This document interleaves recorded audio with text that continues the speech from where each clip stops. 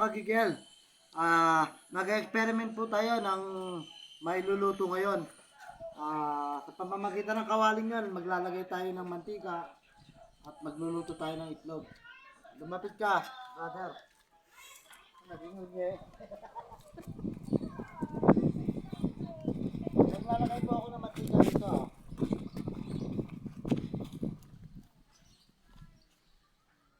Nakita nyo naman, walang daya yan. Kung sa iba, nakita nyo, mainit na, kumukulo pa. Ito, walang daya. Magantay tayo mga 5 minutes. Grabe ang init. Umalis kayo dyan mga bata. Pakikita ko kayo. Hop. Videoan mo ako kung paano ko gawin ito. Ito, meron tayong itlog dito. At meron tayong katulong dito, naglalabaw.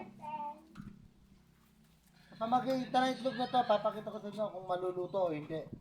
Yung ibang nag-experiment ng ganito, may daya. Ito ang tunay na walang daya. Panurin nyo. Sabi mo, kailang minutes na nakalagay yung kawali? Ilang minutes na? Yung kawali. 30 minutes. Ayan, natin nyo. Nakulo na. Ayan. Ito ang tunay na hindi mainit. Yung ibang vlogger, yung ibang nag-experiment, may mantika na kasama. Ako wala pa. Tingnan nyo. Ito tunay. Ayan. Tingnan nyo, sa pamamagitan ng itlog ito, ayan po si Kagigel. Hindi naluluto. Ayan tingnan nyo. Tingnan nyo yan. Napadami yata mantika ko. Yan ang tunay na Pag napaluto. Naluluto yan tingnan nyo. Sa sobrang init ng panahon dito sa Pilipinas. Naluto siya